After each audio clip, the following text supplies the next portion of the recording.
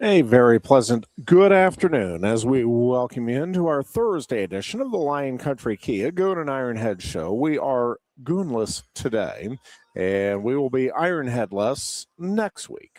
I am heading out on vacation, our annual family vacay down to Holden Beach, North Carolina. Actually, leaving tomorrow morning, and the dear Goon has some family things to take care of in the Philadelphia area today.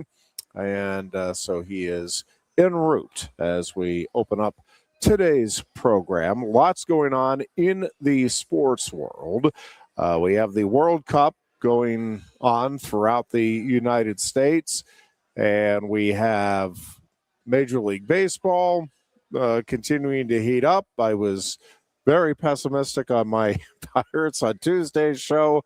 Couple of wins has helped, but again, the bullpen and just some of there's still the base running blunders and the defense, but it's more, I mean, defense is to a certain degree, you either have it or you don't. I mean, you can work on it, obviously, and all of that. But if it's not from a lack of effort, it can be frustrating, it can be disappointing, all of that. But I don't get worked up. The base running blunders are, I don't know. To me, they are more soul crushing than even an error. I guess maybe it depends on the circumstance and the significance of the error, but the base running stuff just can drive you up a wall. And the bullpen, again, just continues to be a huge source of concern for the Pirates heading into the remainder of the season. But they do get 2 of 3 from the A's, and not insignificant, getting a series win out there. And so we'll see if the Pirates can get on a bit of a roll and at least try to remain relevant, at least into August here this season. New York Knicks celebrating their first NBA title in 53 years with the parade today. That has been getting a lot of coverage on the national front, as well as obviously in New York. U.S. Open is underway. Many experts, I was flipping around just listening to some different folks make predictions on the weekend. By the way, almost unanimously agreed that Rory McIlroy would be a factor, if not win it. And Rory right now is a factor. He is sitting at 4 under and tied atop the leaderboard as they continue to make their way through windy conditions today for the opening round of the U.S. Open.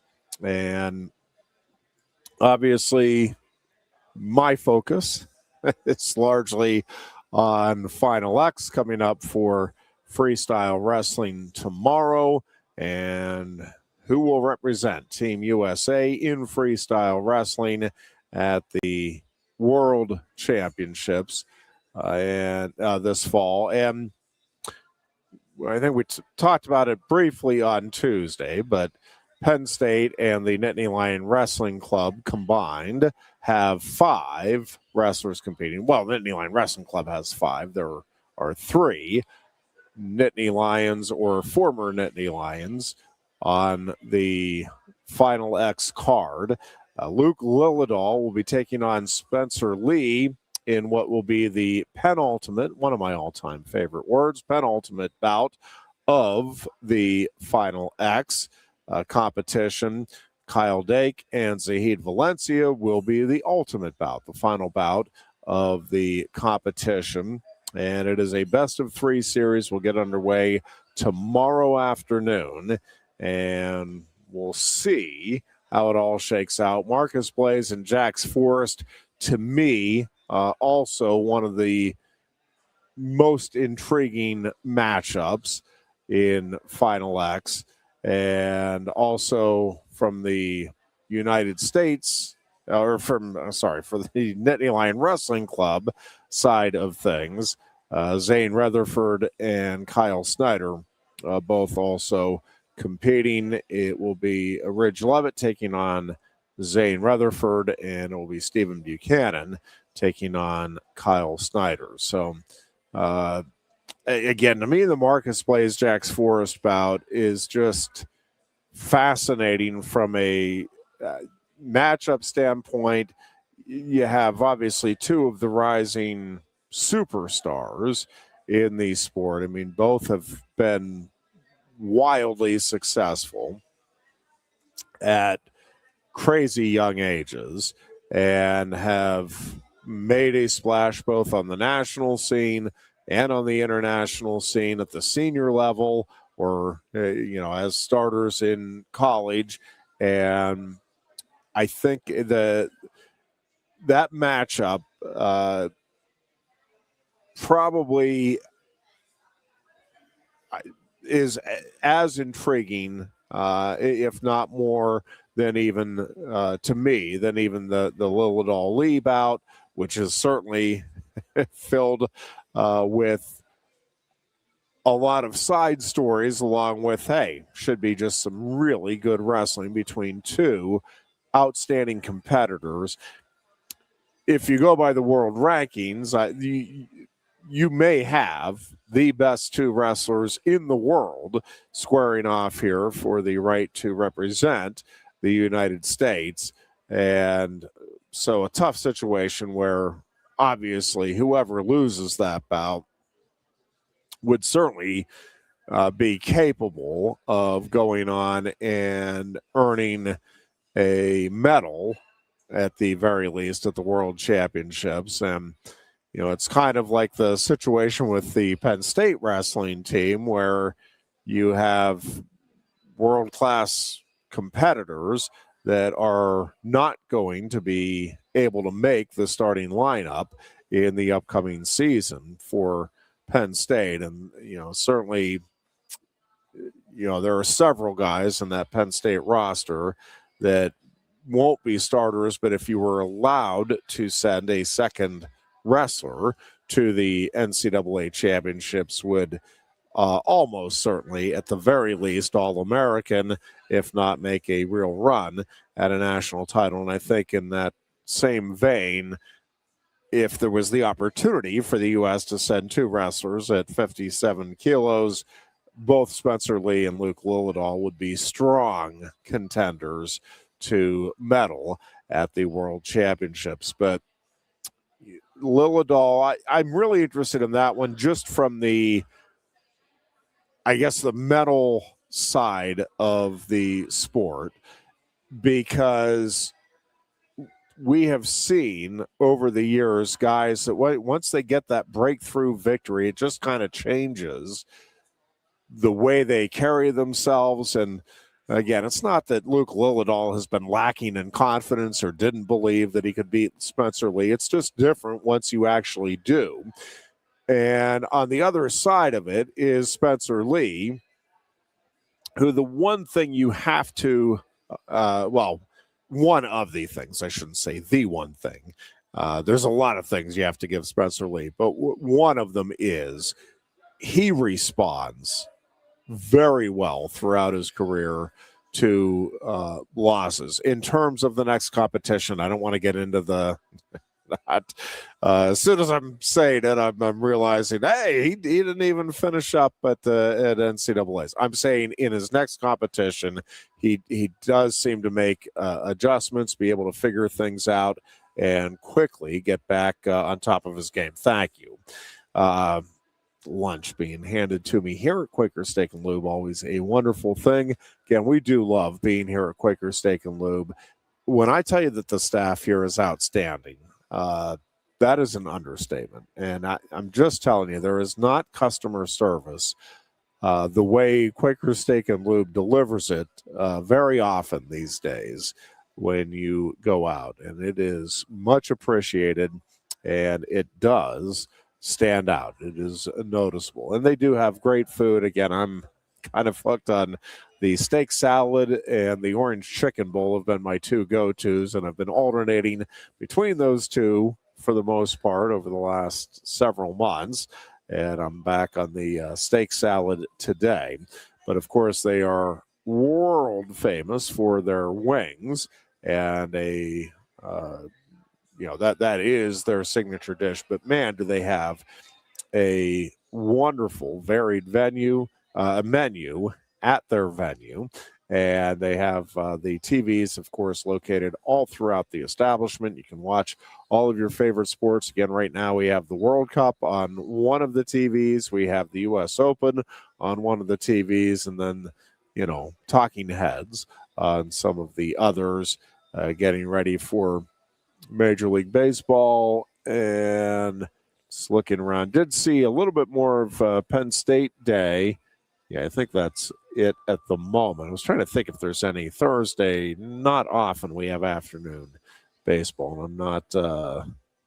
Don't think there's any today. Could be wrong about that, but not seeing it on a quick glance around. But Tuesday was Penn State Day on the Big Ten Network, and again, they happen to be playing the Penn State-Ohio State Duel from this past season while we were here, so kind of fun reliving some of that. It is fun. I mean, it's I think nice that they are able to do that for all of the schools and allow fans of a particular school to enjoy some of the memories of great games in various sports over, for the most part, recent years. Did enjoy. I didn't watch a lot of it. We had a lot going on, but did catch a little bit of the Penn State SMU playoff game, the first playoff game for the Nittany Lions, and it was fun. Again, I was not at that game due to wrestling obligations, but it was fun watch, and certainly with the weather conditions adding to what made that game memorable and a special mark in Penn State football history. And seeing a lot of stuff. We're in that time of the year where if you are a college sports writer or broadcaster or college football writer or broadcaster, you are in a mode where you're looking for stories, you're creating storylines, and it has been interesting. There's a lot of speculation about what the future of college football is going to look like in many different regards. But one of them is, all right, well, who are the powerhouses going to be now? Who are the dominant teams that we should expect over the next decade?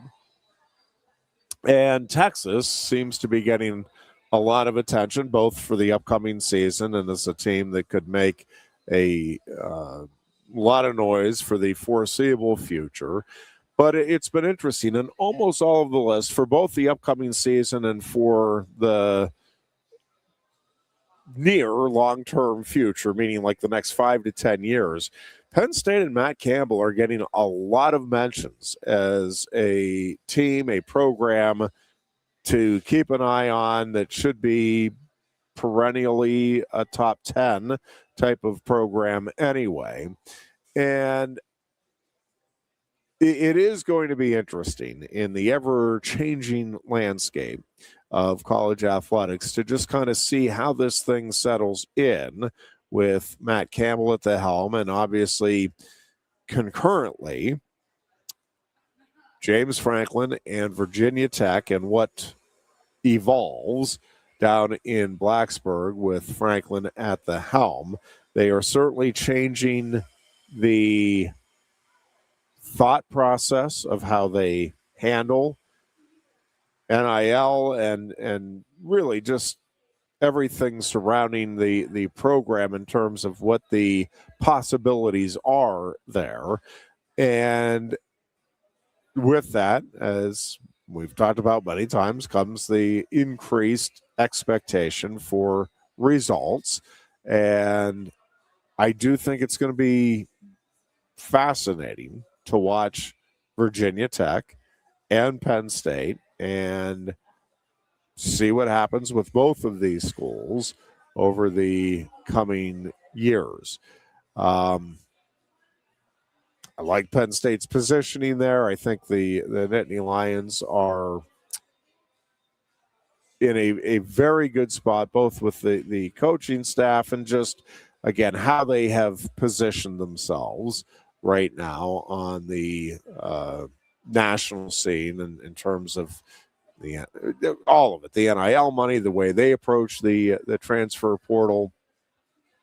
Again, Matt Campbell continues to get rave reviews from players and from former players that have met with him, and so I think the Nittany Lions feel like they are in very good shape. I will say, I've had a couple of discussions, and Goon and I were talking about it on Tuesday. It is. I want to be fair to Matt Campbell, and I think to be fair to any new coach, regardless of circumstances, it is important to allow to have some patience and allow them the opportunity to try to build the program the way they want. And I get that with the transfer portal and everything in play these days, maybe that leash isn't as great as it once was, either with administrations, and it was never a long leash, or with fans. But it is also a unique opportunity that Matt Campbell is stepping into here, in that there's just no way around it. The schedule is extremely favorable for Penn State in the upcoming year. And while on one hand, I don't want to be accused of, hey, you're setting them up for failure. But when you look at that schedule and when you listen to what is being said about the Iowa State players that followed Matt Campbell here and the way they are adapting to the Penn State way of doing things, or if you want to look at it as the way the Penn State players are adapting to what was the Iowa State way. But I mean, the combination, the melding of the players seems to be going very well. It seems like the talent is at the very least solid, maybe a little better than that. And when you look at, again, that schedule, it is just hard to imagine, for me, this season not being looked at as disappointing if they did worse than 9-3, and really probably 10-2. I mean, I think 9-3 with this schedule and with expectations just consistently being what they are at Penn State, I think it would be disappointing. I'm not end of the world, not, hey, we got to get rid of this guy type of disappointment, but man, feels like that was an opportunity to do a little better. And listen, if Penn State goes 10-2, they're virtually guaranteed a playoff berth. And if you get a playoff berth in your first season as the head coach of a program, that gets people's attention, and it should serve as an opportunity to build and significantly improve the program moving forward. So, I think the expectations are not unreasonably high, but I do think they're pretty high for a first-year head coach here in Matt Campbell. We'll take a break. When we come back, I do want to talk a little bit more about, I know you'll be shocked, a little bit more about Final X and the matchups here for Penn State and kind of what to, for the Nittany Lion Wrestling Club, and maybe what to expect a little bit and how we would view that in terms of disappointment or success moving forward. So we'll talk some Final X a little bit more when we return. You are listening to the Lion Country Kia Goon and Ironhead show, and we are coming right back from Quaker Steak and Lube. You look a bit nervous, eh? Thierry, what's it like to stand in the FIFA World Cup stadium? Wouldn't you like to know? Just tell me. Come on. It's not something that you can put into words. Such a tease. You can't rush it. You will find out when it's your time. Thanks for the wisdom, coach. So, how much longer? Now go and make history, my man. Here's the World Cup you've been waiting for. Actually, the World Cup's been waiting for me. That's the spirit. Just remember who drove you here. Inspiring every step of the next legend. The official matchball carrier, proudly sponsored by Kia. Inspiration connects us all.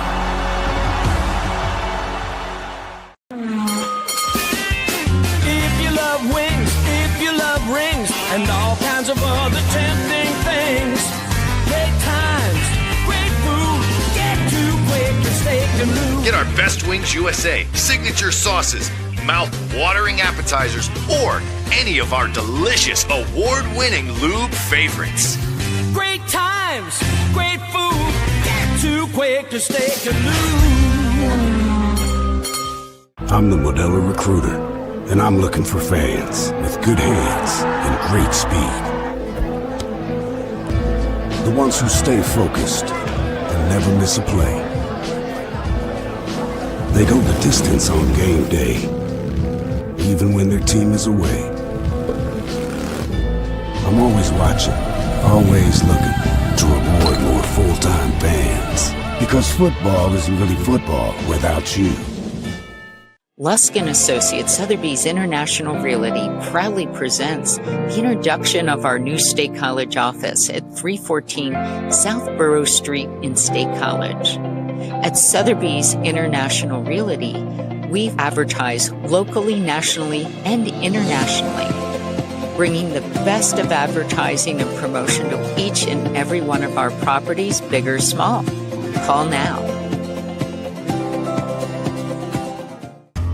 A lot has changed about State College. One thing that hasn't is W.C. Clark's Coffee Roasters on 234 East Calder Way. 30 different varieties of specialty coffee beans sourced from over 25 countries and roasted with love each morning in Happy Valley for over 45 years. They'll ship their fresh roasted coffee from their doorstep to yours. Order online at statecollegecoffee.com. That's statecollegecoffee.com. Hi, welcome to Timberland Federal Credit Union, a financial cooperative for its members, tracing all the way back to 1973. Experience Timberland Federal Credit Union, where you're greeted with a smile and financial solutions are tailored to your unique life journey. Here, we're not just financial professionals, we're your neighbors, people invested in your financial needs, literacy, and empowerment. Your dreams matter to us, whether they're about buying a home, growing a nest egg, or embarking on new adventures. TFCU draws from the past and invests in the future, offering modern tools like online banking to give you the freedom to manage your money practically anytime. Additionally, we're passionate about giving back both time and resources because enhancing our community is at the core of why we're here. Visit TFCU in person or online to learn more about our services and apply for a membership today. WFXX, once again, the Fox, your sports radio. Broadcasting live, loud and proud from Central PA's Sports Authority, WFXS America. 98.7, the Fox, State College. Back here at Quaker Steak and Lube, again, your old pal Ironhead, flying solo today. Goon Conlon will be hosting, and I think we'll have additional co-hosts next week, but I will be off next week. And then a reminder that following week, first week of July, we traditionally take off, and who are we to buck tradition this year? So we will be off that week as well. So enjoy your time away from yours truly and from both of us coming up. Final X, best of 3 series to determine the lineup for the U.S. World Team in freestyle wrestling. We'll get underway tomorrow down in Louisville. I think 2 o'clock is when the men's freestyle championship matches will get underway. Again, they'll all be best of 3 series. One weight already determined and one to be determined, not tomorrow, but the other 8 weight classes will be settled tomorrow. And again, from the Nittany Lion Wrestling Club and Penn State standpoint, Levi Haynes and Chance Marsteller was the one that did not mention in the previous segment. And Levi has just been coming onto his own. I was on a podcast with Zach Seiko earlier this week. Not exactly sure when that gets released, so if it's not already out there, which I think it is, it'll be, well, it'd have to be by now. So, yeah, and now I'm thinking that through. I think I'm okay to talk about anything there, but not that there are any great secrets revealed, but I do think one of the things with Levi Haynes is just the way he embraces the opportunity to compete. And there are just not many people that compete with the freedom that Levi Haynes does. And what I mean by that is that he does not put restrictions on himself. And listen, I'm sure there's butterflies, and he wants to win. He's a competitor, but I think his approach is really, hey, it's just, this is going to be fun. Let's go see what we can do here today, rather than, boy, I need to win this. I really want to win this. And I thought it was really interesting. If you had a chance to read the statecollege.com piece that Bill Horlocker put out this week on the wrestling dads, he talked to 3 of the wrestling fathers with Penn State ahead of Father's Day, and just got their insight on what it's like being a dad of, big time college wrestlers. And Ken Haynes was one of the, Levi's dad was one of the dads that Bill Horlocker spoke with, along with John Mirasola, who of course is the dad to Connor and Cole. And, that's an interesting situation that's developing there. And we'll touch on that maybe a little bit here too. And then Doug Barr, who is Josh Barr's father. And Ken Haynes talked about the anxiety that he felt competing, and now feels, felt watching Levi. And that, Levi is the one that kind of got him over that through his faith. And I think that's... I think it's one of the things that allows Levi to wrestle at such a high level at such a young age. Obviously, he also has tremendous physical tools and works his tail off. But I do think the mindset he brings is critical to his success. The matchup with Chance Marsteller is fascinating to me. Probably overusing the word fascinating, but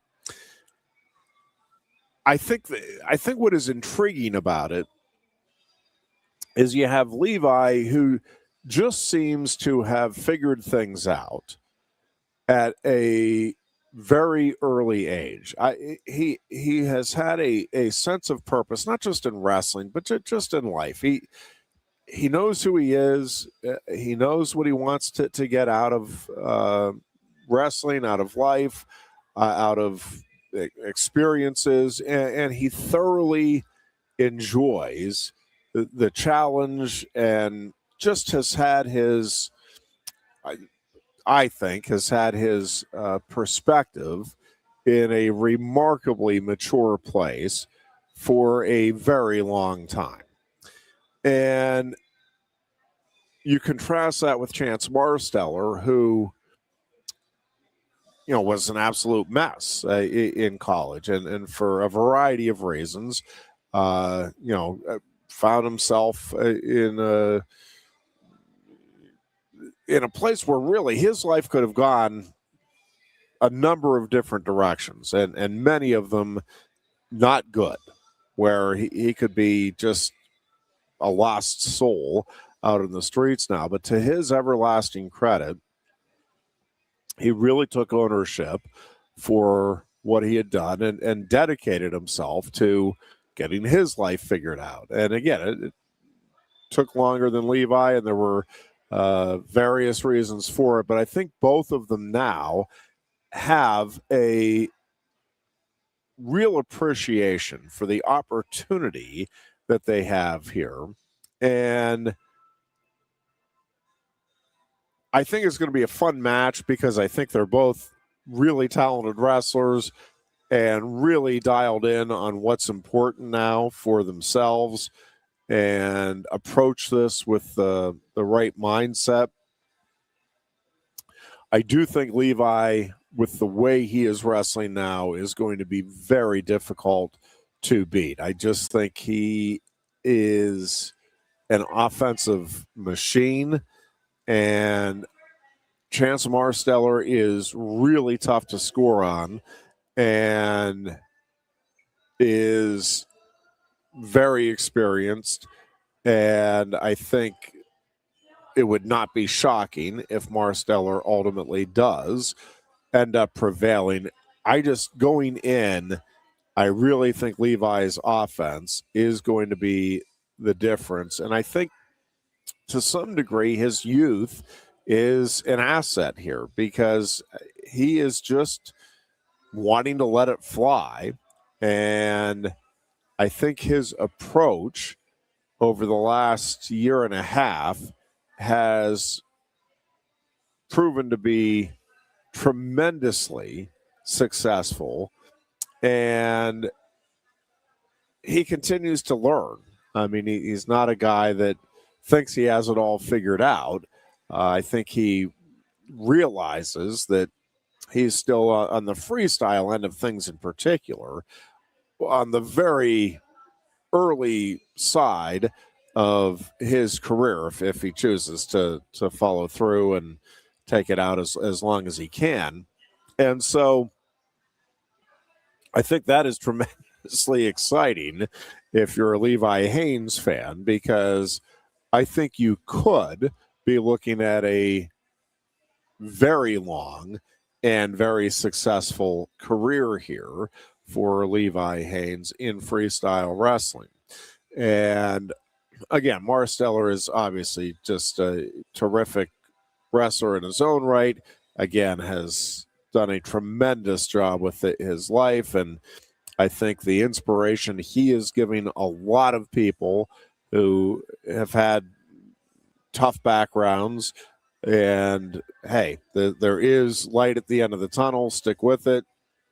Get the help that you need, and look at what you can do. So I think he is a wonderfully inspirational figure, and I do think this will be competitive wrestling. I think these matches, whether it's 2 or 3 between these two, will be close. I would be surprised if Levi just goes out and picks up a couple of tech falls, although in freestyle wrestling tech falls are an indication maybe of the dominance in one match. I don't know that they're necessarily an indication of the dominance overall. Now, if you get a couple of them, again, a couple of 10-0 Tech falls, yeah, probably at least at this stage, pretty good indication that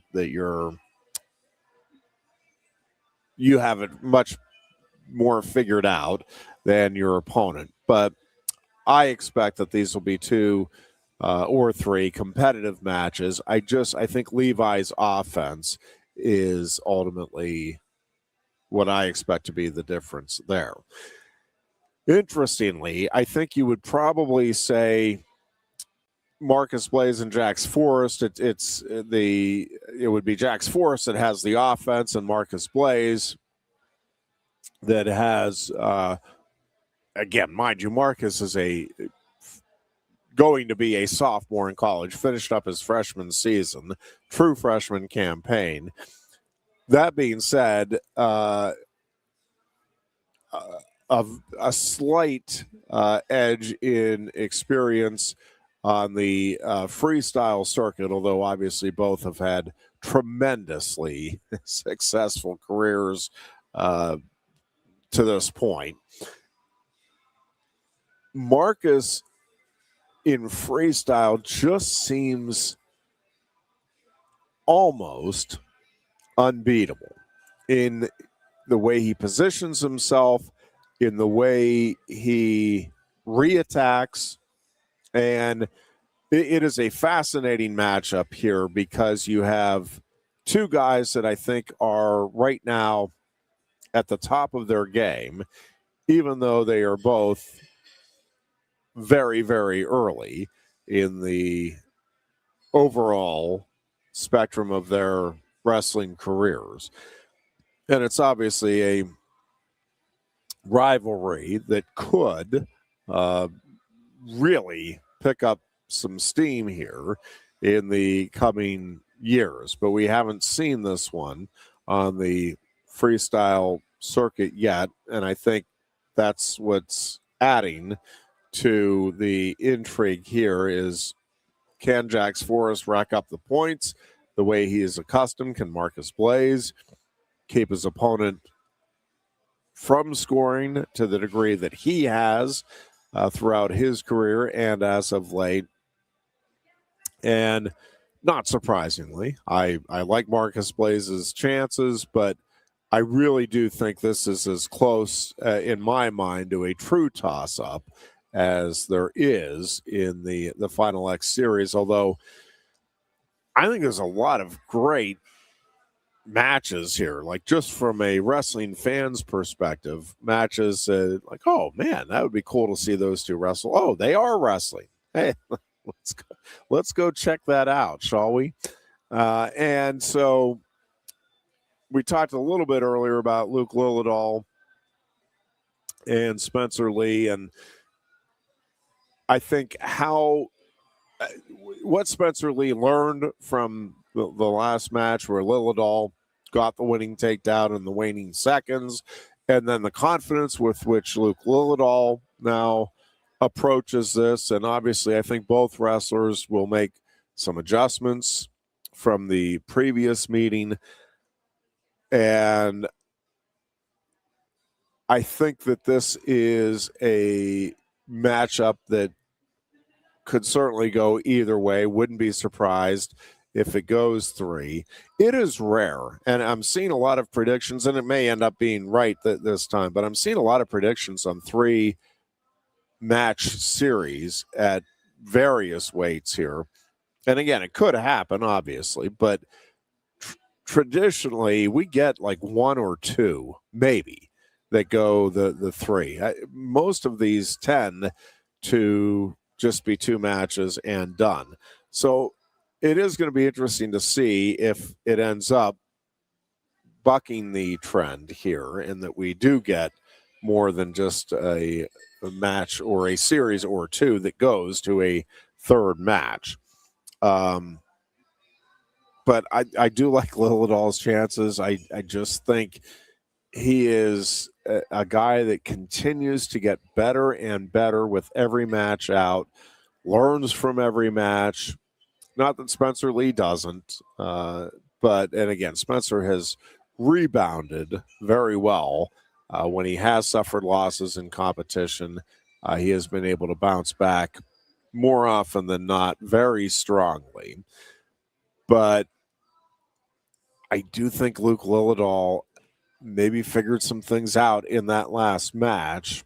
And I have to believe he is over the top excited about the opportunity here to kind of prove that, yeah, that was no fluke. I am the guy now at this weight.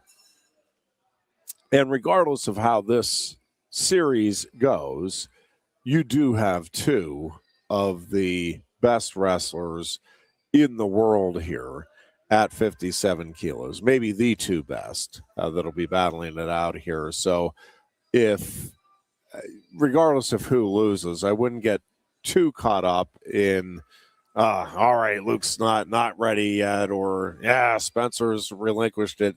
They're going against as good as there is anywhere in their weight class. And so being second to Luke Lillidahl or being second to Spencer Lee is not exactly a condemnation of one's wrestling ability, or nor should it be looked at as an indication that the career is not where you want it to be right now, although obviously both of these guys want to be the starter here for Team USA this year. Looking at the other matches, the Zane Rutherford Ridge Levitt one is interesting in that Zane Rutherford was thought by many, including me, to be done competing. I knew it was bothering him that he might be done competing. I knew he had the itch. I didn't know, I guess, how strongly the itch was there, and whether or not he was willing to go ahead and scratch that itch. But I think once he got clearance from his family, again, it was a very quick decision that, hey, I'm going to go give this a go. Obviously did very well. I think Ridge Levitt is a dangerous wrestler for sure. But I think Zane Rutherford now, with a little more, another month of plus of training under your belt, knowing now what you're training for with a very specific purpose in mind, knowing the matchup. As I've said many times, very rarely do you get stunned by a wrestling result, because crazy things can happen. You hit one move, you're ready for that one opportunity, and a generally inferior wrestler can strike big in a particular match. But I really like Zane's chances here. I think he has that fire. He's obviously has a ton of experience to draw from, much the same mindset that I talked about with Levi, where I don't think he's putting any pressure on himself, maybe even less so, because I think, again, this was, hey, let's go see what I can do from Zane Rutherford's perspective. And again, Ridge Levitt is terrific and is also a guy that just keeps getting better and better. But I think Zane, I think it's going to take a lot to beat Zane Rutherford here in this particular series.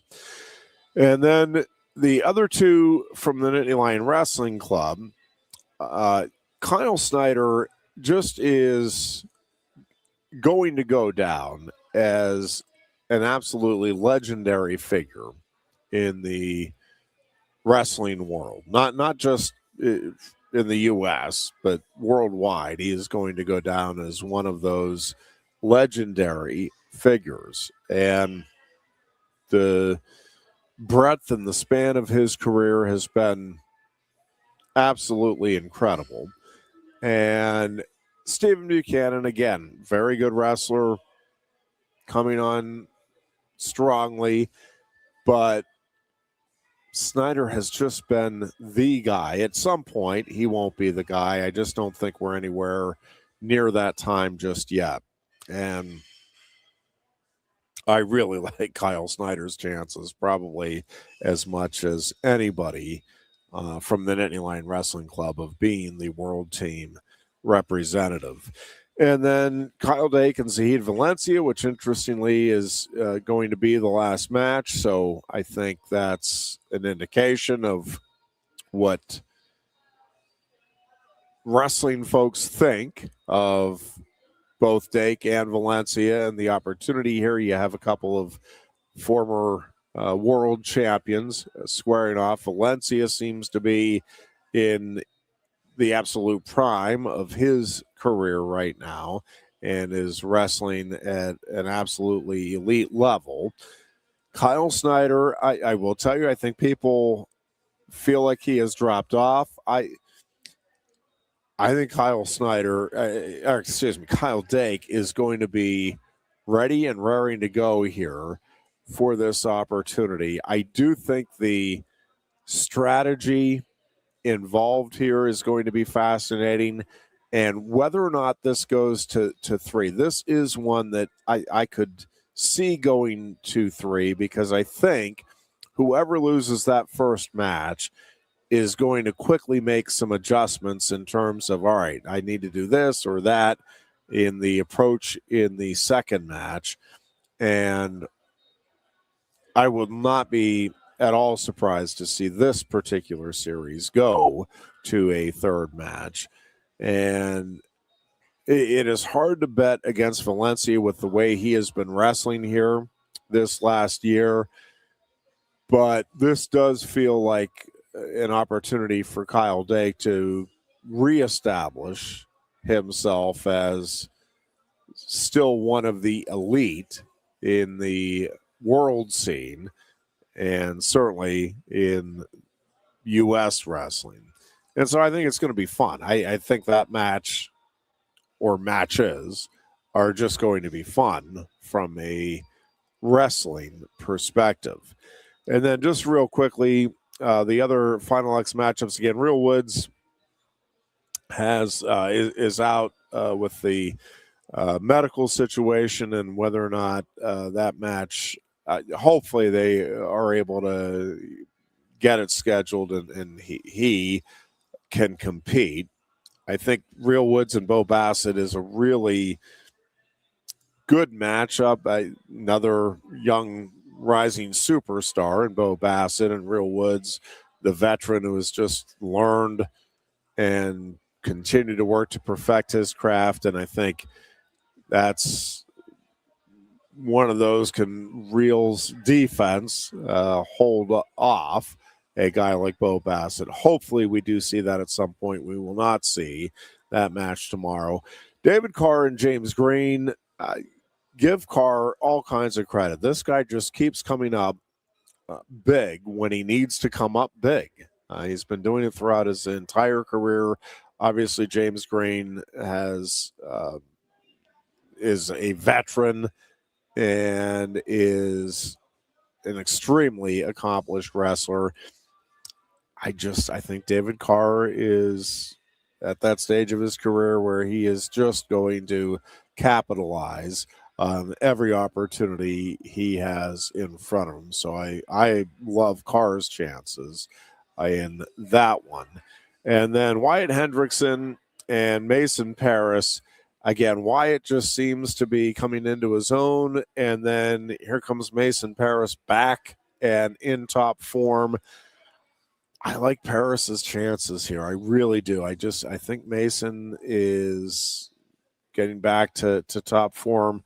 Hendrickson obviously wrestling with all kinds of confidence, well-earned confidence right now. And I do think that's another matchup where it's not going to be at all surprising to see either one ultimately prevail and represent Team USA at the World Championships. But I like Paris. I like the way he's been wrestling and competing lately. I just think he has figured some things out for himself. And that should be a fun one, though, for big guys. I mean, those are a couple of big guys that can move and can put points on the board in a hurry. So I think it will not be your typical heavyweight bout, and watch it end up being exactly that. But going in, I think it'll be fun wrestling to watch, and I like Mason Paris. So not surprisingly, I think that Any Line Wrestling Club is going to do very well, and I think Team USA is again going to put together a squad that will be right there with anybody else on the world stage. Team USA is probably right now, over this last maybe 8-9 year span, 10-year span, I just think this is as good as U.S. wrestling in freestyle has ever been.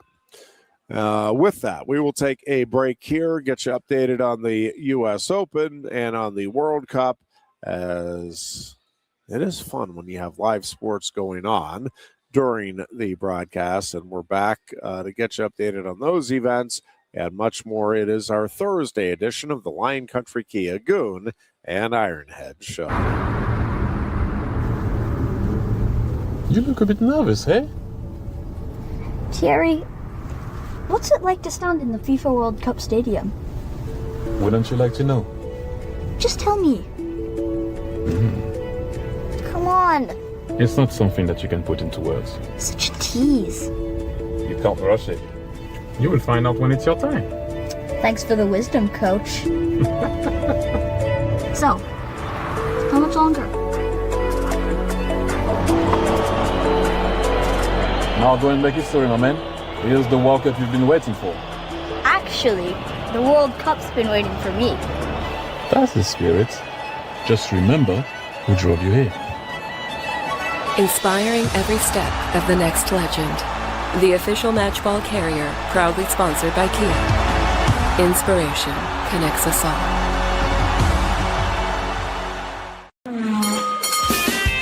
If you love wings, if you love rings, and all kinds of other tempting things, great times, great food, get too quick and steak and lose. Get our Best Wings USA signature sauces, mouth-watering appetizers, or any of our delicious award-winning lube favorites. Great times, great food, get too quick to steak and lose. I'm the Modelo Recruiter, and I'm looking for fans with good hands and great speed. The ones who stay focused and never miss a play. They go the distance on game day, even when their team is away.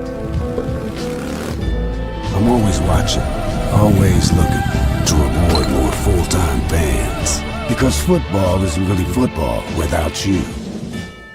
Lusk & Associates Sotheby's International Realty proudly presents the introduction of our new State College office at 314 South Borough Street in State College. At Sotheby's International Realty, we advertise locally, nationally, and internationally, bringing the best of advertising and promotion to each and every one of our properties, big or small. Call now. A lot has changed about State College. One thing that hasn't is W.C. Clark's Coffee Roasters on 234 East Calder Way. 30 different varieties of specialty coffee beans sourced from over 25 countries and roasted with love each morning in Happy Valley for over 45 years. They'll ship their fresh roasted coffee from their doorstep to yours. Order online at statecollegecoffee.com. That's statecollegecoffee.com.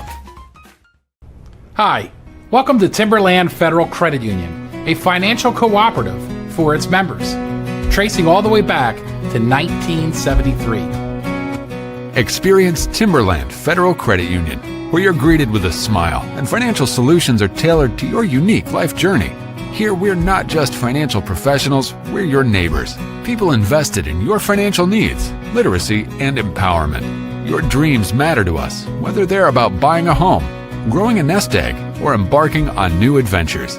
TFCU draws from the past and invests in the future, offering modern tools like online banking to give you the freedom to manage your money practically anytime. Additionally, we're passionate about giving back both time and resources because enhancing our community is at the core of why we're here. Visit TFCU in person or online to learn more about our services and apply for a membership today. WFXX, once again, the Fox, your sports radio. Broadcasting live, loud and proud from Central PA's Sports Authority, WFXS America. 98.7, the Fox State College. And back here on a Thursday afternoon, it is the Goon and Ironhead show from Quaker Steak and Lube. Again, we are Goonless today. I will be out next week, and then we both take off that following week. So a little bit of a lull in the actual Goon and Ironhead show.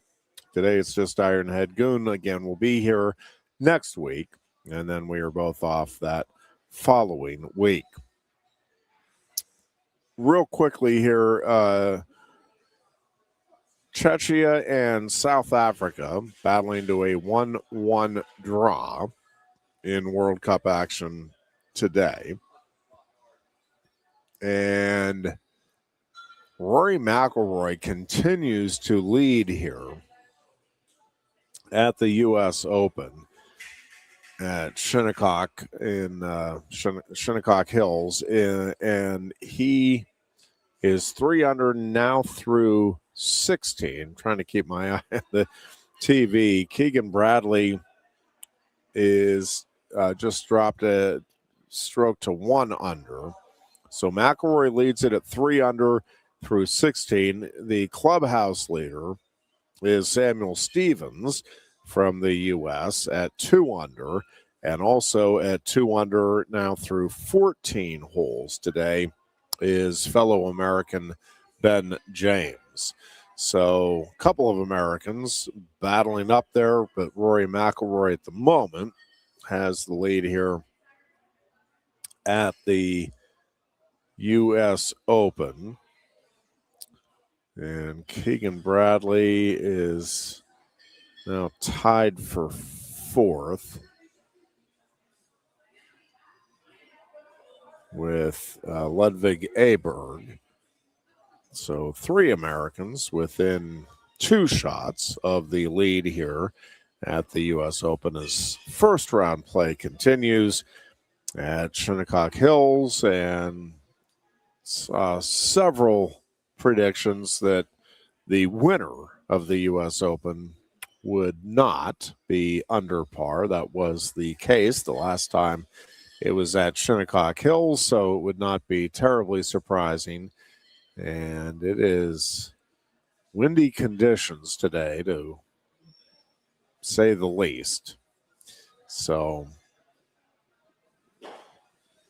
they did water down the greens. They did let the players know that they would be doing that in the afternoon. So McIlroy just teeing off here now on the 17th, and a very nice drive. So he is in very good shape. Bosnia and Herzegovina getting ready for their World Cup match here. Coming up again, the U.S. will take on Australia tomorrow afternoon at 3 o'clock. I think that game is in Seattle, right? I should have double-checked that before we came on. I think that's right. But I know it's out on the West Coast still, but I think they're up in Seattle for tomorrow's game. But again, U.S. and Australia getting underway at 3 o'clock tomorrow afternoon. And, you know, the usual discussion is going on regarding the whether or not soccer is going to catch on in the U.S., and the numbers have been great for the World Cup. I think it was over 16 million for the opening game for the U.S. In the win over Paraguay. The thing is, we are maybe always have been, but we are a very event-driven sports society. So the World Cup is going to draw well. I'm not sure that the everyday soccer games in Major League Soccer are necessarily going to be widespread popular in the United States. Part of it is there is the history now of the NFL and of the other sports that Americans tend to gravitate toward: basketball, baseball. And I also think now there is just such a competition for the sports entertainment eyeballs and money that certainly you're going to have your diehard soccer fans, you're going to have your diehard wrestling fans, thank goodness.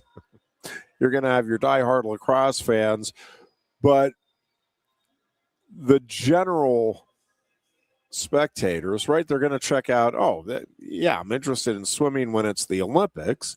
I'm interested in wrestling when it's the Olympics. I'm interested in tennis when it's Wimbledon. I'm interested in soccer when it's the World Cup. I'm interested in golf when it's the Masters or the U.S. Open. That's kind of the nature of big events and why they draw. So I don't think soccer is going to catch fire as a result of this. Now, with the U.S. doing well, getting to the quarterfinals or beyond, would that help spur additional interest? I would think. But I don't think we didn't see a dramatic rise in the Stanley Cup ratings following the U.S. hockey gold, right? Like it just doesn't. We take the events for what they are, and then we move on to the next thing that'll hold our interest for a couple of minutes, and then we're on to the next thing that will hold our interest for a couple of minutes. But I also don't think it's a big deal. I think soccer has carved out a nice place for itself. And again, maybe it can grow a bit, but part of it is I think you just need to be realistic in what your expectations are for different sports. College wrestling fans get worked up about why can't we compete with basketball? Well, I mean, a whole variety of reasons, but you don't need to be competing with basketball in terms of the numbers to make it a viable and workable opportunity for your athletes and your fans. Now, again, keep looking to grow. I'm not saying be satisfied and don't think that you can get better numbers. But soccer is never going to take over. Well, I shouldn't say never. In my lifetime, soccer is not going to take over the NFL in terms of popularity here in the United States. It's not. And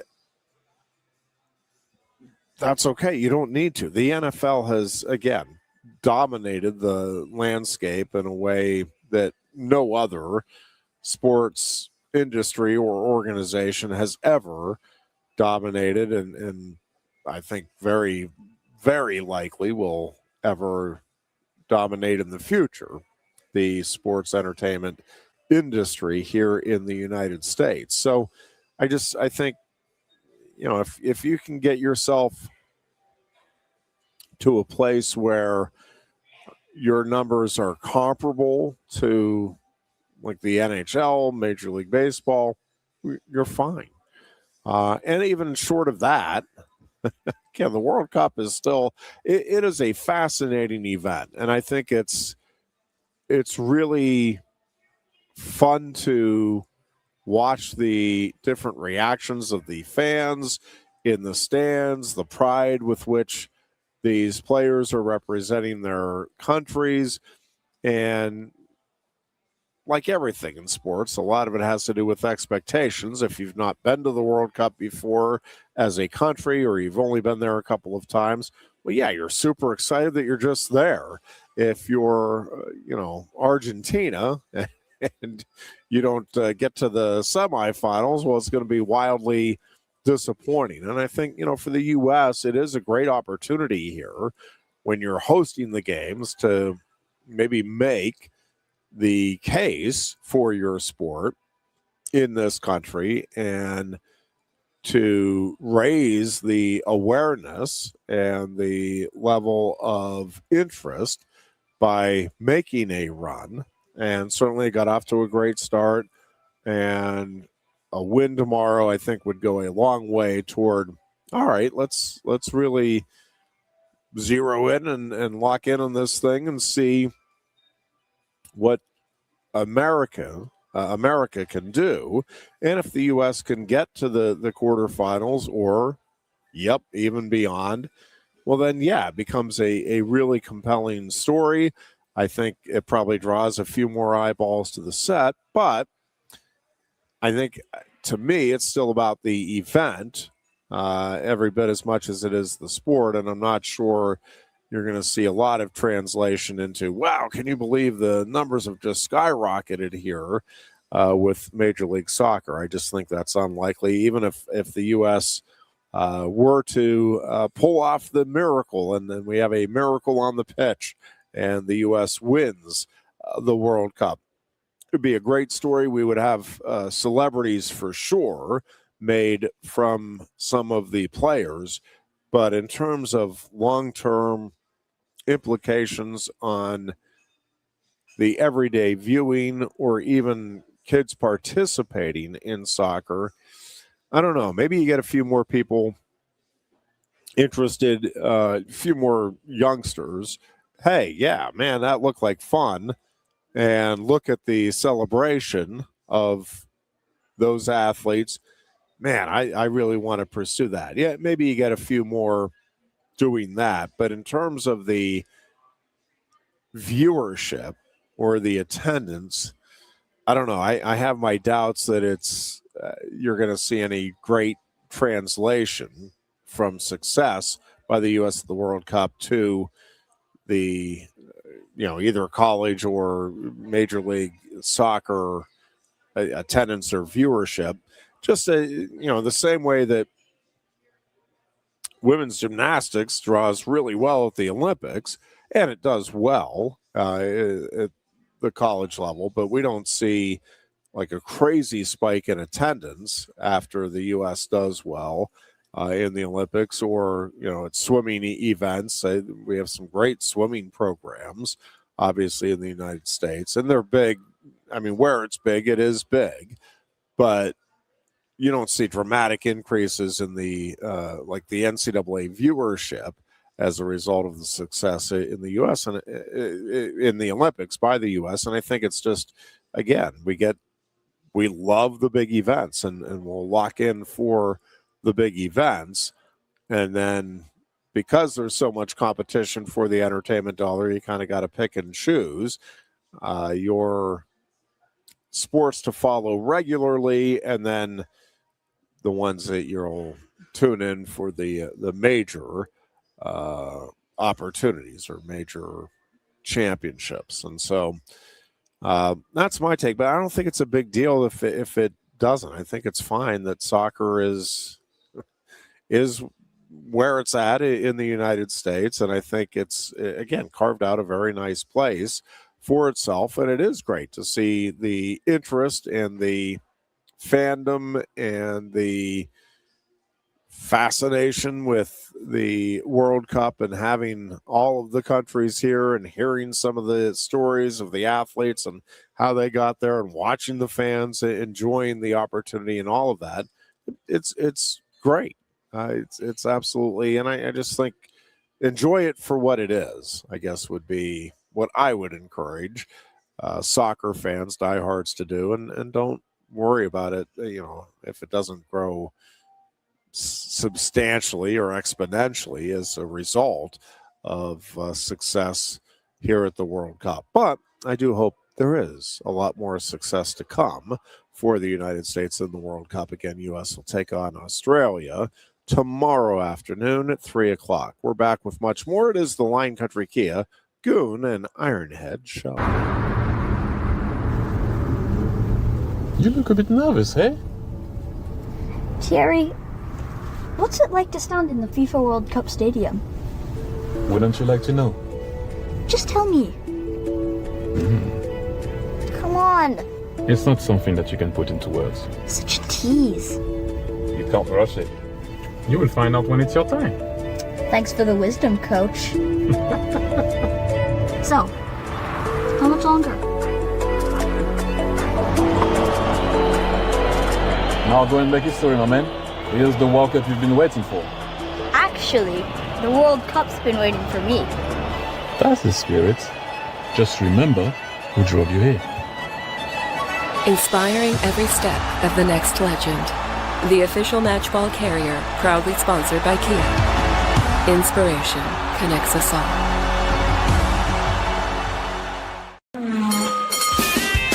If you love wings, if you love rings, and all kinds of other tempting things, great times, great food, get too quick and steak and lose. Get our Best Wings USA signature sauces, mouth-watering appetizers, or any of our delicious award-winning lube favorites. Great times, great food, get too quick to steak and lose. I'm the Modelo Recruiter, and I'm looking for fans with good hands and great speed. The ones who stay focused and never miss a play. They go the distance on game day, even when their team is away. I'm always watching, always looking to reward more full-time fans. Because football isn't really football without you. Lusk & Associates Sotheby's International Realty proudly presents the introduction of our new State College office at 314 South Borough Street in State College. At Sotheby's International Realty, we advertise locally, nationally, and internationally, bringing the best of advertising and promotion to each and every one of our properties, big or small. Call now. A lot has changed about State College. One thing that hasn't is W.C. Clark's Coffee Roasters on 234 East Calder Way. 30 different varieties of specialty coffee beans sourced from over 25 countries and roasted with love each morning in Happy Valley for over 45 years. They'll ship their fresh roasted coffee from their doorstep to yours. Order online at statecollegecoffee.com. That's statecollegecoffee.com. Hi, welcome to Timberland Federal Credit Union, a financial cooperative for its members, tracing all the way back to 1973. Experience Timberland Federal Credit Union, where you're greeted with a smile and financial solutions are tailored to your unique life journey. Here, we're not just financial professionals, we're your neighbors, people invested in your financial needs, literacy, and empowerment. Your dreams matter to us, whether they're about buying a home, growing a nest egg, or embarking on new adventures. TFCU draws from the past and invests in the future, offering modern tools like online banking to give you the freedom to manage your money practically anytime. Additionally, we're passionate about giving back both time and resources because enhancing our community is at the core of why we're here. Visit TFCU in person or online to learn more about our services and apply for a membership today. WFXX, the Fox, your sports radio.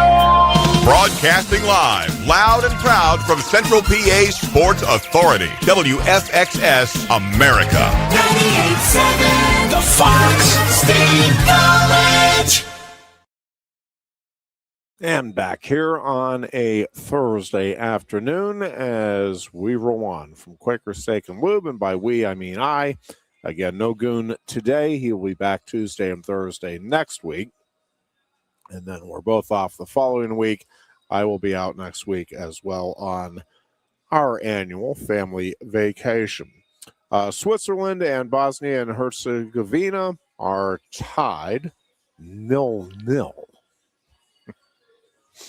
in the early going of the first half. In what group are they in? B? Yeah, Group B. I think, trying to look at the schedule here with my bad eyes, Canada and Qatar. It's driving me nuts. We seem to change pronunciations of various countries at various times. But Canada and the country I call Qatar, I think Qatar now is the preferred, at least American version. But they square off at 6 o'clock and then 9 o'clock tonight Eastern time. Of course, it'll be Mexico and South Korea. And then tomorrow's schedule again, the U.S. and Australia. And yeah, it is in Seattle, 3 o'clock. Kickoff tomorrow there. Scotland and the Scottish fans are enjoying a wonderful reputation for their consumption, but also their demeanor.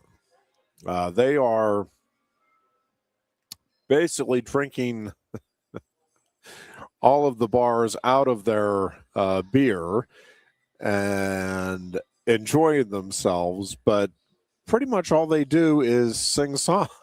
There's no fights or violence or other issues. They get drunk and sing, and they're making a lot of friends here in the United States. So Scotland will play Morocco at 6 o'clock Eastern time tomorrow.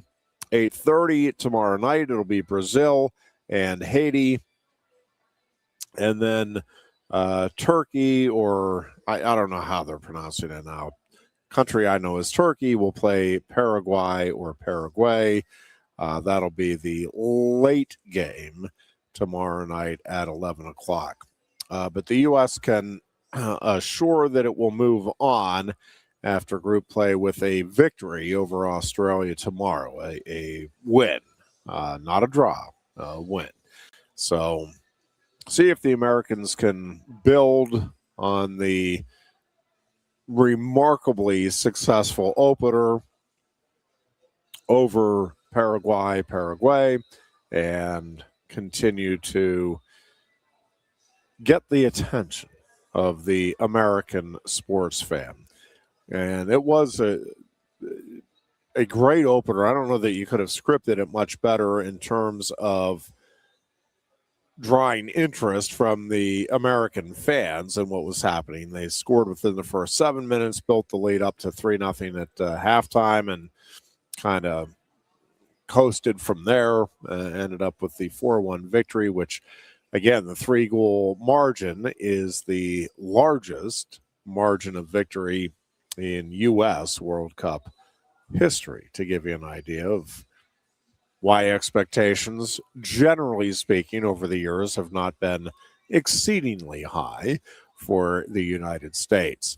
Rory McIlroy has dropped into a now 3-way tie with Sam Stevens and Ben James, all three at 2 under. Stevens is in the clubhouse with a 68 today. McIlroy, I think, heading to the 18th. Is he? Yeah, he's heading to the 18th, I believe. And then, let's see, James is heading to the 16th. And then Ludwig Aberg and Brian Harman are 1 under. Aberg through 17, Harman through 15. Here at Shinnecock Hills Country Club today. And this is the one tournament where, well, sometimes the British Open too, but Shinnecock Hills makes the best pros look like us. And I use us very, very generally. More of you guys that are good hackers out there, if you will. It is a humbling course, and with the conditions they have today, actually being under par is remarkable. And again, whether or not anybody gets through the weekend under par, it'll take a spectacular effort and performance to make that happen with the way that course is playing and the way the conditions are set up here for the weekend. But McIlroy, Stevens, and James again right now all at 2 under here in the opening round, and Stevens is in the clubhouse. McIlroy with 1 hole to play, James with 3 holes to play as they work their way toward the end of the opening round of the U.S. Open here today. More talk on Brendan Sorsby, the quarterback who went from Indiana to Cincinnati and then to Texas Tech and now is heading to the NFL's supplemental draft. I'm listening to a lot of the national discussion on it, and I'm just it made me stop and think, and I'm not. I think it's just very different, but maybe I'm wrong. It was one of the ESPN, I think. Yeah, I wish I should have paid better attention to who it was that was saying it, but one of the ESPN talking heads, I thought there was a comparison, and maybe they're right. I see it as very different, but I will say the societal views on it are changing in much the same way. But he was saying, boy, and I really should have taken note of who it was, but they were saying that marijuana, like if you were caught with marijuana in the 1980s, I mean, it was a huge deal. And now with the societal implications and the way it's viewed, it's not a big deal. And in many cases now, not illegal the way it was. And gambling has certainly changed. I think an athlete betting on his sport and certainly on his team, I just can't imagine that we're going to get to the point where we don't see any issue with that. Even if you're betting on your team, right? Because you have inside information, and it still goes back to the integrity of the sport in a way that, marijuana, or even if you want to cocaine or any other drug, you're not impacting the even steroids. I guess to some degree, maybe you could argue that the integrity of the sport is being violated there. But again, it is interesting when you start down that path of, all right, well, what is and what isn't okay, if from an ethical standpoint. I get that the sports have laid out. Various sports, though, have laid out different things that are and aren't allowed, which is kind of what I'm getting at here, which is that it's not that you're not allowed to put anything in your body that would help you, right? Like everybody, hey, you got to get some protein. If you're a distance runner, you got to get some carbs and whatever it may be. So everybody, wow, food. Well, so much of the food now is synthetic, so that already you're in some slippery territory potentially. And again, there's different supplements. Some are allowed, are legal and allowed in a given sport. Some are not allowed in a given sport, even though they may be legal if prescribed, or in some cases even over the counter at large. And I think while the overall thoughts on gambling may be changing, I'm just not of the mindset that we're going to get to a point where we're okay with athletes betting on their sport. Now, betting period has been disallowed, and I could see us getting to the point, maybe we're already there, where it's like, well, if LeBron James wants to bet on a White Sox Cubs series, how is that going to impact the integrity of anything? And probably a fair point. And same thing even at the college level, if you are of legal age. But if you want to make a bet, you're a college football player and you follow golf and hey, I'm going to lay down some money that Rory McIlroy is going to win the U.S. Open. Okay. Not a big deal. But betting on your sport or on your team in particular, but on your sport in general, I think that's I just can't imagine that we're going to get to the point where we just shrug our shoulders at that. But truthfully, if you'd asked me 20 years ago if I thought we'd actually get to the point where marijuana would be legal more places than it's not in the United States, just with the political will that was there at the time, I know I would have said no, that's not going to happen in our lifetime anyway, but here we are. But I do see betting as very different. And that being said, the number of NFL teams that are lining up to talk to Sorsby, and I get there's a difference between talking, but I'm listening to, again, some of the national talking heads, and well, it might make a lot of sense for the Cardinals. The Steelers are apparently at least kicking the tires on this thing and doing their due diligence. I can't imagine the Steelers pulling the trigger on that with a supplemental draft pick, but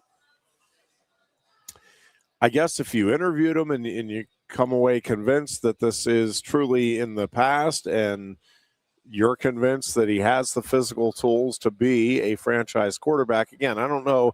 I think the Steelers are hoping that they have a franchise quarterback in either Will Howard or Drew Aller, or maybe even potentially both, and then you got to pick between two franchise quarterbacks, which would be a nice situation to be in. But I don't know that they are altogether sold that either of them are that guy yet. And if that's the case, again, a franchise quarterback is the difference maker for an organization. And if you think Sorsby can be that, and again, you truly think that this is just something that he's going to be able to put behind him and it's not going to give him issues in the future. And again, if he did have or does have an addiction, then it becomes a gamble, but it's no more or less than the gamble that teams are taking on players every year for a wide variety of things, whether, DUIs or violence in the home. I mean, all kinds of things that it's like, well, yeah, that was bad. Also, the guy can really play football. We think he'll be okay. And again, sometimes they are. Sometimes you get the help you need and everything works out for the best moving forward, but sometimes it doesn't. And there's no crystal ball or sign that you can tell, this guy's not going to be able to last without going back to his addiction, or this guy is going to beat it. Like it just is. It's a risk, and depending on the talent that folks see in Sorsby, that's going to determine how much they're willing to risk in terms of a future draft pick to get him on the roster and see if, in fact, he can ultimately turn out to have a wonderful redemption career in the NFL. And I'm hoping the Steelers don't go down that route, and obviously I'd love to see Drew Aller be the answer there for the Steelers, but hoping that one of those two, Will Howard or Drew Aller, is in fact going to be the guy that can be the long-term solution for the Steelers as a star quarterback here in the NFL. We'll take a break here, be back with a final wrap from Quaker Steak and Lube. It's the Lion Country Kia Goon and Ironhead show. You look a bit nervous, eh? Thierry, what's it like to stand in the FIFA World Cup stadium? Wouldn't you like to know? Just tell me. Come on. It's not something that you can put into words. Such a tease. You can't rush it. You will find out when it's your time. Thanks for the wisdom, coach. So, how much longer? Now go and make history, my man. Here's the World Cup you've been waiting for. Actually, the World Cup's been waiting for me. That's the spirit. Just remember who drove you here. Inspiring every step of the next legend. The official matchball carrier, proudly sponsored by Kia. Inspiration connects us all.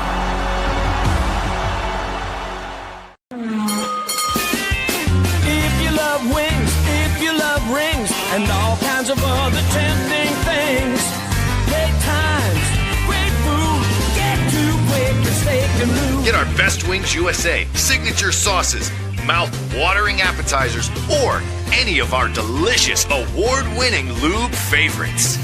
Great times, great food, get to Quaker Steak and Lube. I'm the Modelo Recruiter, and I'm looking for fans with good hands and great speed. The ones who stay focused and never miss a play. They go the distance on game day, even when their team is away. I'm always watching, always looking to reward more full-time fans. Because football isn't really football without you. Lusk & Associates Sotheby's International Realty proudly presents the introduction of our new State College office at 314 South Borough Street in State College. At Sotheby's International Realty, we advertise locally, nationally, and internationally, bringing the best of advertising and promotion to each and every one of our properties, big or small. Call now. A lot has changed about State College. One thing that hasn't is W.C. Clark's Coffee Roasters on 234 East Calder Way. 30 different varieties of specialty coffee beans sourced from over 25 countries and roasted with love each morning in Happy Valley for over 45 years. They'll ship their fresh roasted coffee from their doorstep to yours. Order online at statecollegecoffee.com. That's statecollegecoffee.com. Hi, welcome to Timberland Federal Credit Union, a financial cooperative for its members, tracing all the way back to 1973. Experience Timberland Federal Credit Union, where you're greeted with a smile and financial solutions are tailored to your unique life journey.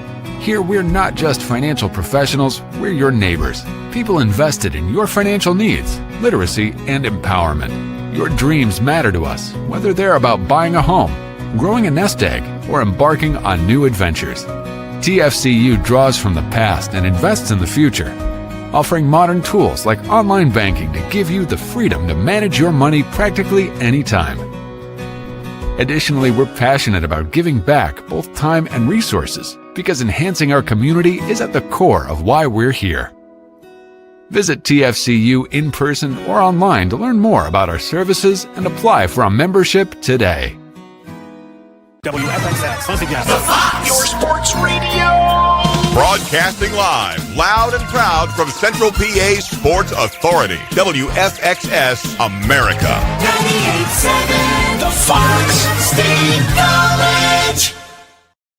And we are back at Quaker Steak and Lube on this Thursday. Again, my final show for a couple of weeks. Well, more than that, I guess almost 3 weeks until I'll be back again. Goon will be manning the ship next week, and then we are off that following week, as we are wont to do for the 4th of July. And this year, of course, the big celebration of 250.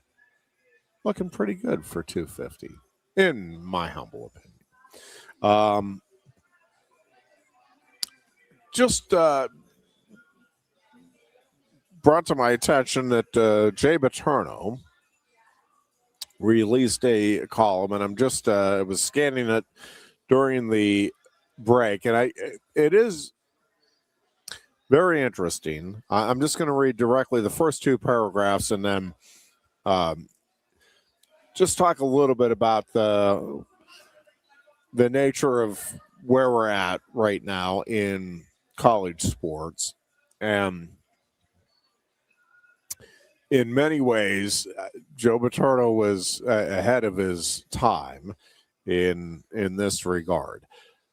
Jay Paterno's column, statecollege.com. Go check it out for yourself. But the first 2 paragraphs read, "It is natural for those who have lost a father to think about them as Father's Day approaches. Over the past several days, I found myself thinking about my father and his life. Today would have been one of intense interest for him. The U.S. Senate Commerce Committee will be marking up the Protect College Sports Act, a bill designed to put uniform federal regulations in place at a time when college sports have gone way off the rails." And lots of very interesting points. And again, I haven't read the entire thing through just yet, but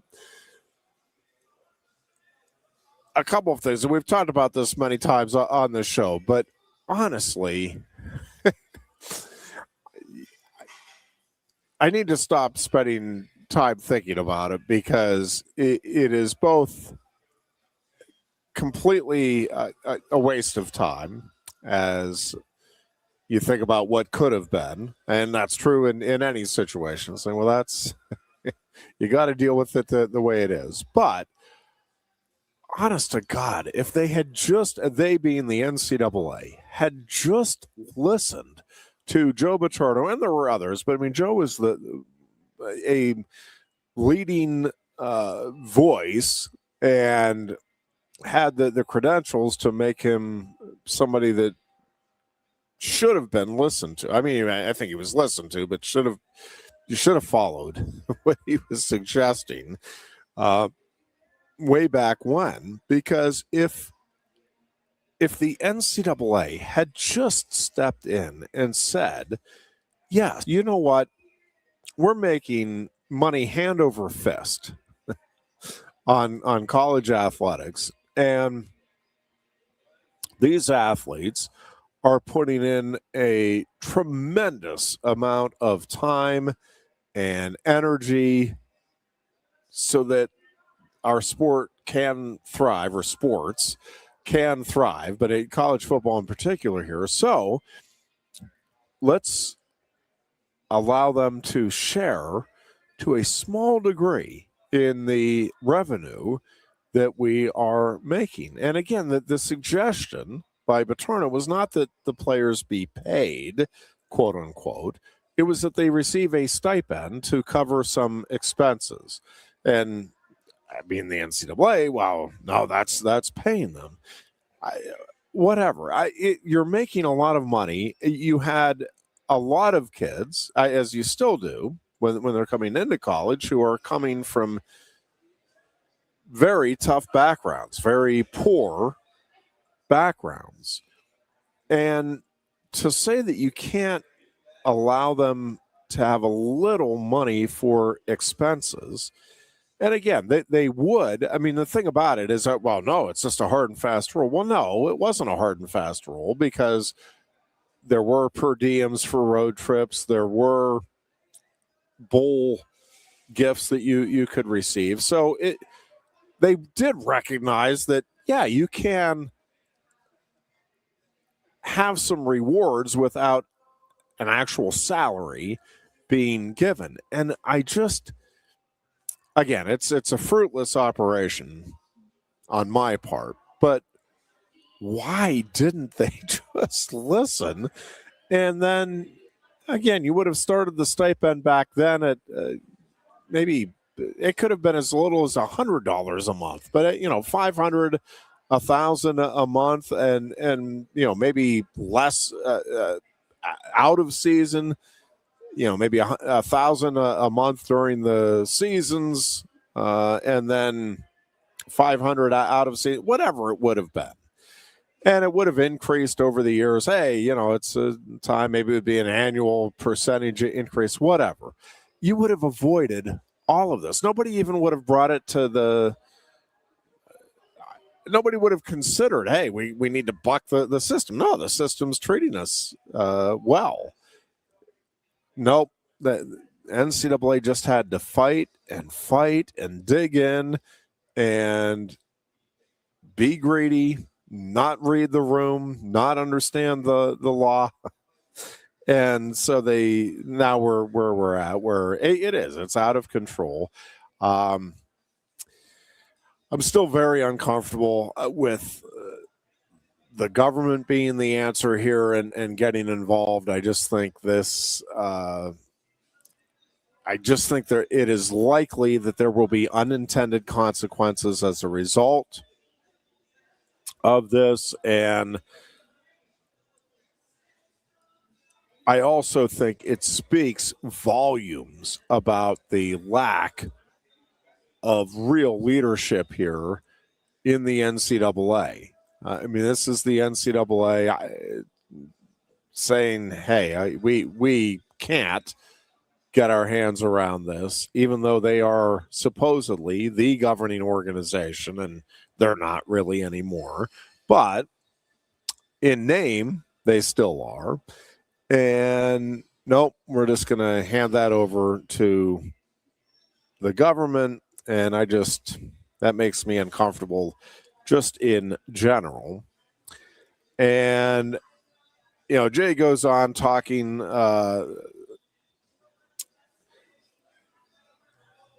about how his dad believed that coaches should have had a bigger input. And I think that's true. I don't think necessarily you'd love to think that all coaches, hey, we're just here to try to do what's in the best interest of the student athlete.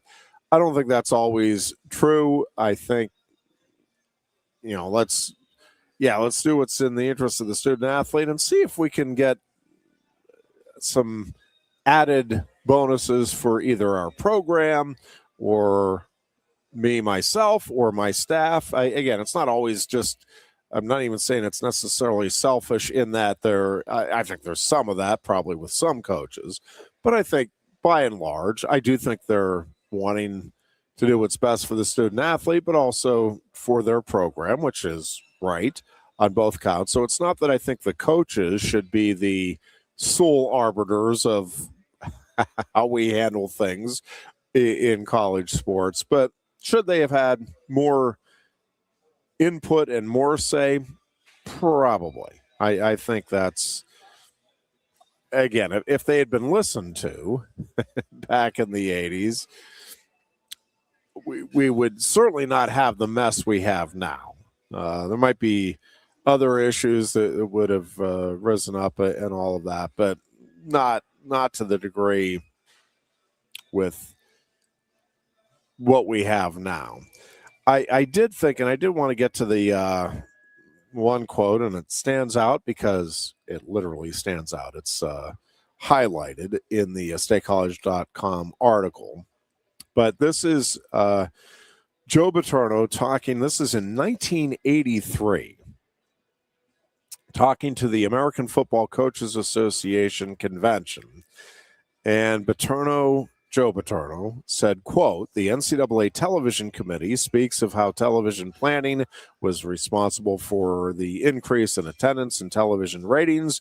I feel it is the superior athletic ability of players such as Magic Johnson, Marcus Allen, and Herschel Walker," unquote. Meaning that, right, which we all know, yes, the program is important, and yes, you need people that know what they're doing in scheduling with TV and figuring out all of the things that go into it. But also, you need the athletes that dazzle the viewer, right? Like you could sell Penn State football the same way it's being sold now, but if you put out, Division III players, you notice that. Like what makes it the spectacle that it is, and yeah, the hype is part of it. Having a great band or great production or great scoreboard with really neat videos and all that. All of that is part of it. No question. But if you don't have Saquon Barkley out there, what did he just do? Or LeVar Arrington, or name your favorite athlete, Tyler Warren. Wait, what? Wow, did you see that? Without that, it's all of the production, all of the other things that go into it. You're not going for all of that. I talked a bit on Tuesday about the UFC event. I thought they did a spectacular job of the production. And again, say what you want, talk about the money. I'm just talking the show itself was a spectacular show. I mean, it was. It was wild seeing fighters walking through and out of the White House. It was an amazing scene. All of the pomp and circumstance around it. Well, if after that you had a couple of guys go out there and they're timidly, I don't know, and you had 15 minutes of just dancing around the ring. Okay, I mean, yeah, the show part was nice, but this stinks would be the reaction. You need both. It needs to feel like this is a big time event with the production of it, and you need athletes that, whoa, man, did you see Bo take him down? And then did you see him kick and then the 1-2 punch? I mean, like, you need the special athletes to make it a truly big time event. Again, they can put all the production with the masters that they want, and it's a wonderful. I mean, the TV production there is fantastic. If you went out and had a bunch of hackers putting up +8 scores day after day, well, okay, well, I'm not tuning into this. But you see Tiger Woods do what he did, or Rory McIlroy, or whoever on a given weekend. It's, wow, how in the world are you making that putt in these circumstances? Well, that's what makes it. So the athletes, again, they may not be the entirety of it, but to shut them out completely from the benefits of it was just absurd when you think back on it. And by the way, it's not even thinking back on it. It's what Joe Paterno was saying at the time, and many others. I mean, but Paterno was one of the leading advocates. Guys, we are making a ton of money, and the reason we are making a ton of money is what these guys are doing, the performances they're putting on. And yes, the television is helping to grow it, and the bigger stadiums are helping to facilitate more viewers. But the reason we're getting those viewers is, man, we have some special athletes doing some special things. Let's let them share in the benefits of the money that is being generated. And nope, by God, we're not going to do that until we're forced to, drag kicking and screaming, and then we'll let the courts make it a absolute mess and free for all, because we're not going to know what to do next or how to pivot out of or away from it. And it's just, and now you're turning to the government. And again, I have very mixed thoughts on having the government be the one that steps in and put the parameters in place. For one thing, I'm not sure that it makes it any less likely necessarily that some of the stuff is still going to be challenged, because I'm not sure from a constitutional standpoint where some of this stuff stands. And maybe it's all fine and this will work out great. It just, that feels unlikely to me at the end of the day. And I do think fans, the everyday fans, are going to reach a breaking point. And we may be getting pretty close as we speak to that, just in terms of the costs that are associated now with trying to put out a competitive program and what is being asked of the fans. And again, you're being asked to, hey, yeah, it's going to be higher prices for your seat, and now just the opportunity to purchase a seat. You've got to pay for that opportunity first. And then you got to pay for the seat. And then you got to pay for the parking. And then, hey, we still need you to really pony up, reach into your pocket, because we've got athletes that we want to have a big-time program. And now we have athletes that are demanding more money to perform here rather than at another school. And again, at some point, you're like, even your well-off fan base is like, all right, well, we're at the breaking point now. We're good. And so there need to be some parameters. I mean, I don't think there's any doubt about that. Having the federal government be where you turn to put in those parameters is still, I think, not the best solution.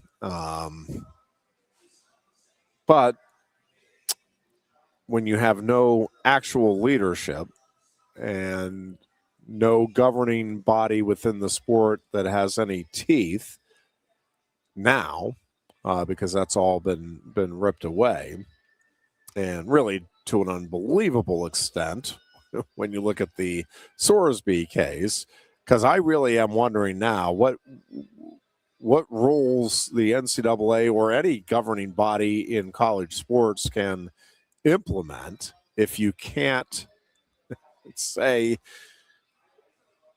yeah, you can't bet on sports, and if you do, the punishment is you're done. I mean, that seems like a pretty easy one, pretty cut and dried, straightforward, and yet thanks to a Texas judge, we have well, no, there's nothing you can do if you're the NCAA in that case. And again, the other side of that is the NCAA, where it has and hasn't tried to get involved in various cases, is also in and of itself problematic at best, probably illegal at worst. So,